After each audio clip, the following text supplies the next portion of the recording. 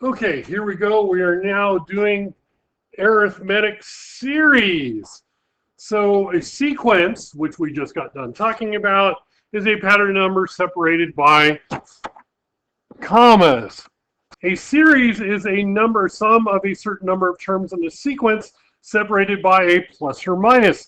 So instead of 1, comma 2, comma 3, comma 4, etc., a series would be 1 plus 2 plus 3 plus 4 plus yada yada yada, or something like that.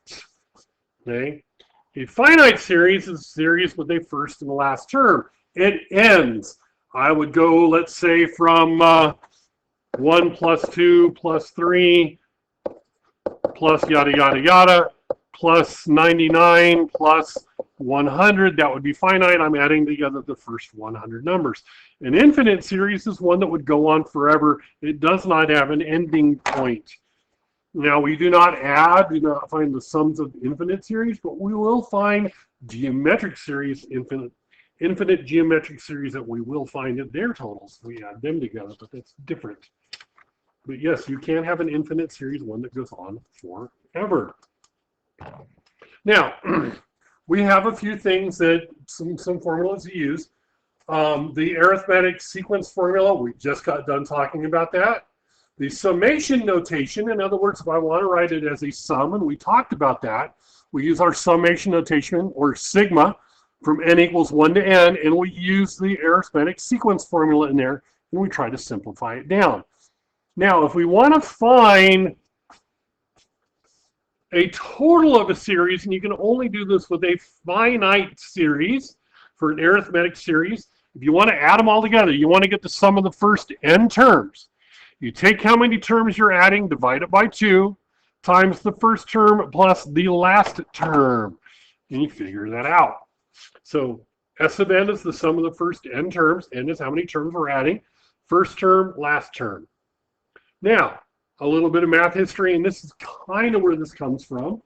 So Carl Friedrich Gauss, we talked about him a while ago.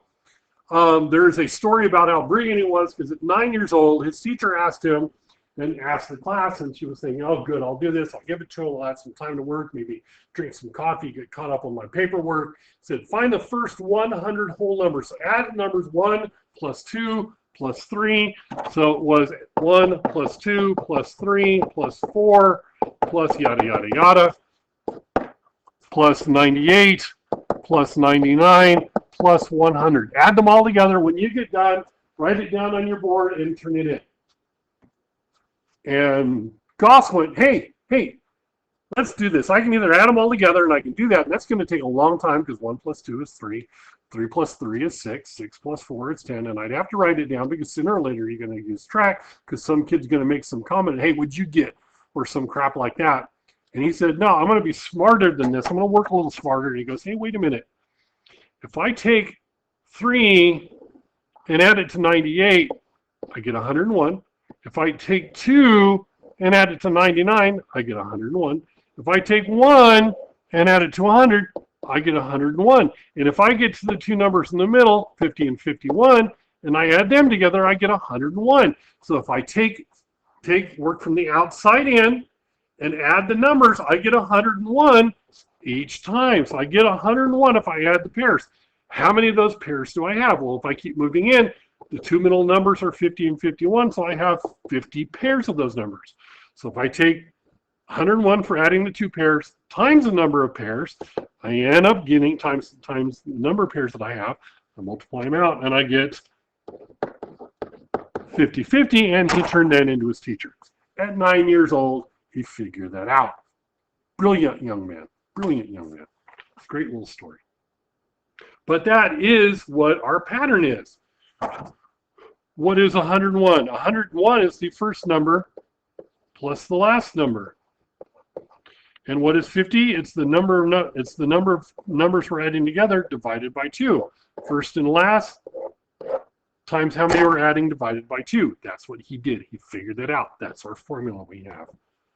Okay, so if I want to find the sum of these terms, so I know what my first number is, because I need 3 things.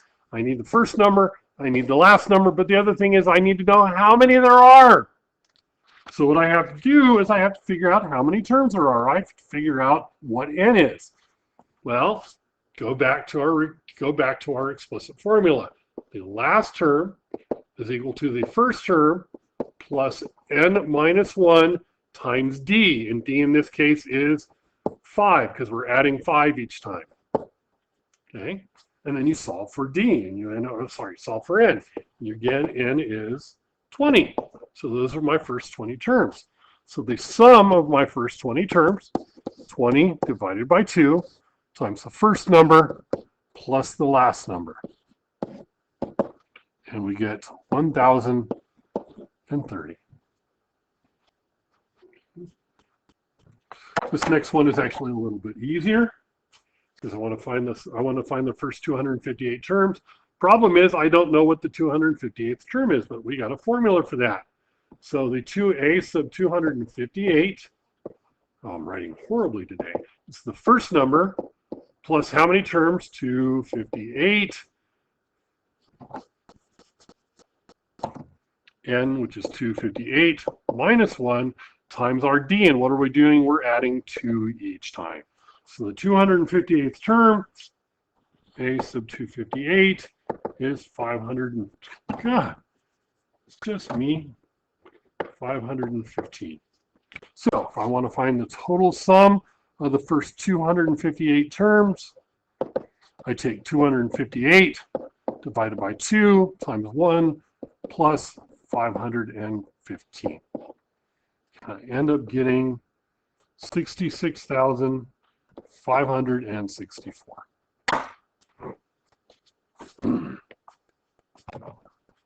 So put into summation notation. All right, not a problem. What do I need to have summation notation? I need to have the formula. So I need to know what the first term is. I know that. I need to know what my d is. In this case, d is 2 because I'm adding 2 each time. And I need to know how many terms we have. This one is an infinite sequence. So this one goes on forever. This goes on, we don't have an ending spot. So we have the sum of the first n terms where n goes from 1 to k. What is k? We don't know what k is. K is just some number. We don't know where it ends. We don't have the last term. We don't know what it is. And then we use our formula, a sub 1 plus n minus 1 times 2. And then we always want to simplify our formula whenever we can. So we have the sum from n equals 1 to k of 2n. Now this one here is a little bit different. This one, we know the last term, we know the first term, we know what d is. We know we end, but we don't know what n is. We don't know what term number that is. Not a problem. We've got a formula for that. Take the last term is equal to the first term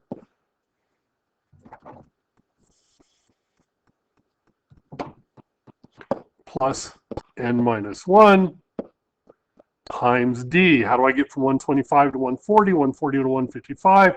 Our d is 15. When we solve that, we get n is equal to 13. So we have 13 terms that we're adding together.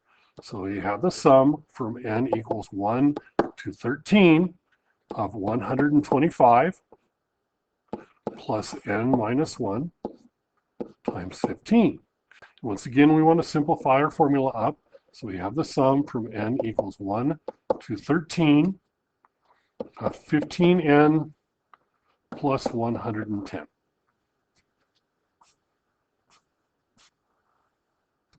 Okay, this one isn't too bad. This one's an infinite sequence again. What's our d? Our d is -4 because we're subtracting 4 each time.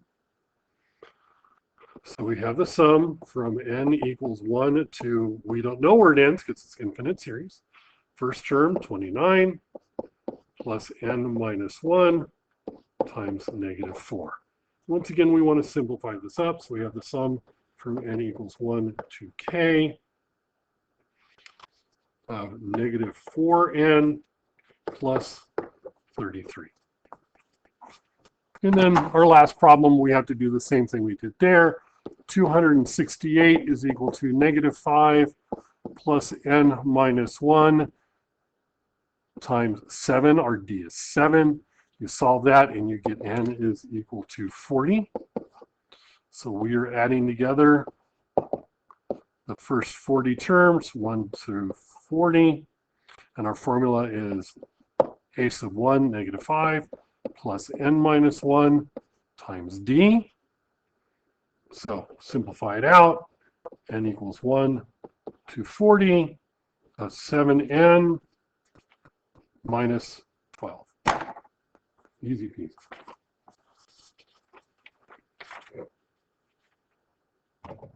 Okay. Find the number of terms in the following series. Now, if you have it like the first one, or first two, where we go from 1 to whatever, how many terms do we have? That's easy. That's just the number on top. We have 8 terms. We have 56 terms. The problem is when we change our bottom, if we don't start at 1, we start at something else. What do? It's actually really easy to do. You take the top number minus the bottom number, and then you add 1. So 20 minus 0 plus 1. So I'm adding together 21 terms. This one here, 9 minus 3 plus 1. That means 9 minus 3 is 6 plus 1. I'm adding together 7 terms. So this one, 98 minus 12 plus 1. I'm adding together the first 87 terms. Makes it easy. Okay, which makes it so we can use our formula here. How many numbers are we adding together? Because we want to do the sum. What do we need? We need the first number, the last number, and how many we're adding together. So n is 40, the number of terms we're adding. The first number, n sub 1, plug in 1 for n. 3 times 1 minus 8. And I get negative 5 as my first number. And then I do n sub 40, the 40th term. 3 times 40 minus 8. And my last term is 112. So what am I looking for? I'm looking for these sums. The sum of the first 40 numbers is 40 divided by 2 times the first number, negative 5, plus the last number, 112. And I end up getting all together 2,140 numbers. So that's my total, sorry. My total is 2,140. So I do the same thing here. How many terms am I adding together? I'm adding together, so the number of terms I'm adding is not 14. It's 14 minus 6 plus 1. So I'm actually adding together the first 9 numbers. What is my first number? N sub 1. Plug in 1 for n. So I have 3 minus 1/2 times 1, which gives me,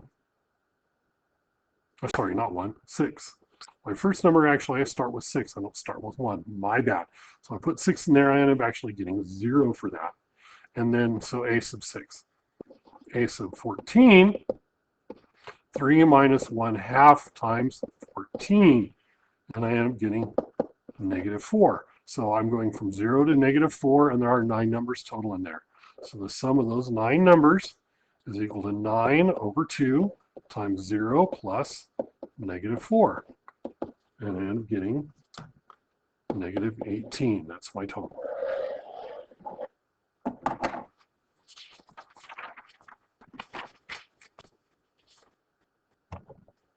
Okay, and this last one is kind of a review of stuff we did before. Are they arithmetic, geometric, or both?